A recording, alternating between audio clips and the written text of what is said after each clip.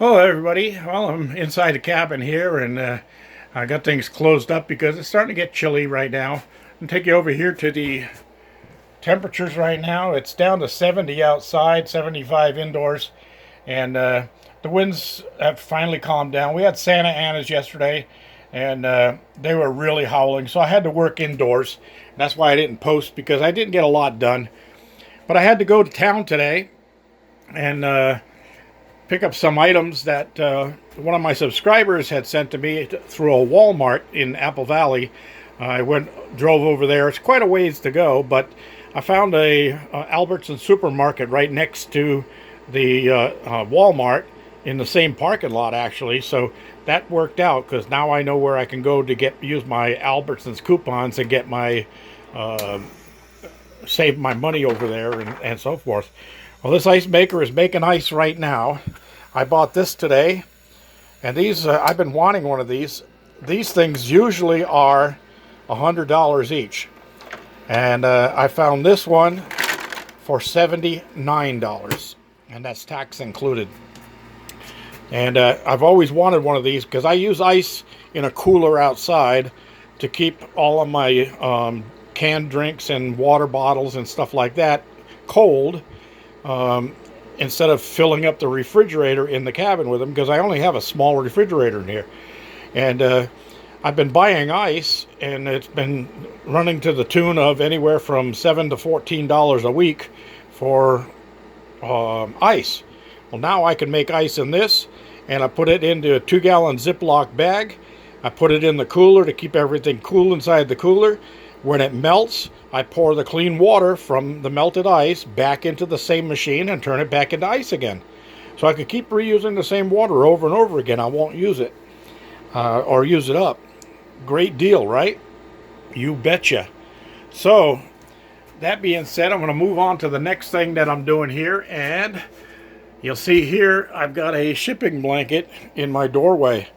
That's because last night the temperatures got down to 40 degrees, and with this open and no ceiling in the room addition, the temperatures dropped inside the cabin here, and my propane heater was running on and off every 5 minutes last night, and that used up a lot of propane, so I didn't want to do that again tonight. So I've got it closed off in here now so that I can separate the two cabins. All right. This is what I did yesterday. I drywalled and taped. Now, before everybody gets upset that I didn't show how to do this, what my technique is when I'm doing this. I'm doing this part of the bathroom only without videotaping. One, it's too small in here for me to set up a tripod to hold the camera while I'm working and move it around. And second of all, I want to get this bathroom put together as fast as possible so that I'm ready to use it here in the next week or so, because it's too cold to shower outside. I'm back to using sponge baths at the kitchen sink, and I did contact I spoke to one of my neighbors.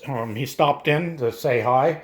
He lives about 3 miles from here, and he said he'd been driving by and seeing me, and he wanted to stop in, and finally he did. So he came by, introduced himself. We had a little chat, and I gave him my information for my YouTube channel so he can get on there and subscribe also. His name is John. You'll probably see him pop up pretty soon. Anyway, he said that everybody's looking for water delivery right now, and they were using the same guy I was using to deliver water here. And they haven't been able to contact him either, but they found another guy that lives right down the street here, about a mile away, and he has a water truck, and he'll haul 2,000 gallons at a time over. Well, that's a darn good start. I can only hold 2,500. I've got 250 in there now. If I get 2,000, that puts me 250 below full. So once I get down lower, I can call in for another load and top it off if I want to. But his prices are decent, so John is going to talk to that guy and see if he can't get him to deliver me a load also. So water seems to have been taken care of. Now, back to the drywalling technique. You notice that no drywalling has been done out in this room here. You can see the walls are all still untaped and that stuff. This is where I'm going to show you drywalling technique. I've got a lot more room in this room. I can set up the tripod and work around it without tripping over things. In a little 4x6 bathroom or 5x6 bathroom, it's just too cramped in there with the bathtub taking up half the area and the ladder in here and all my other stuff. So that's why I'm doing that. I didn't forget to do the video on drywalling. I'll do that for you, I promise. I also did, when I went to Home Depot today, I picked up the flashings I need to finish punching my pipe through so that I can take a shower in here pretty soon. By the way, the stuff that individual sent to Walmart for me is a shower rod and shower curtain. So I will put a tarp around the walls to protect the walls, and then I can put the shower curtain and expandable rod up, and I'll be able to take a shower when I need to while the FRP is drying and so forth, or even before I put the FRP on the walls. You can see I've got it marked there. I need 30 square feet on that wall, 15 on that wall, and 15 on that wall. And this is the trim for the FRP.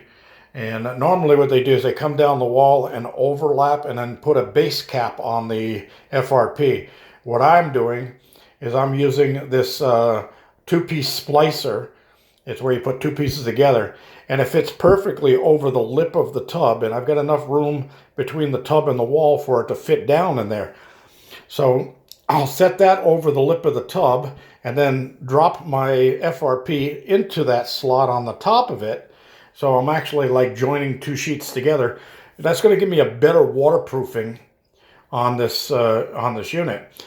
And I will fill the crack or the gap in this this T-piece with clear silicone before I press it down over the tub. So it'll be a total watertight seal around the tub, and I don't have to worry about water migrating out of the tub and getting down behind the walls.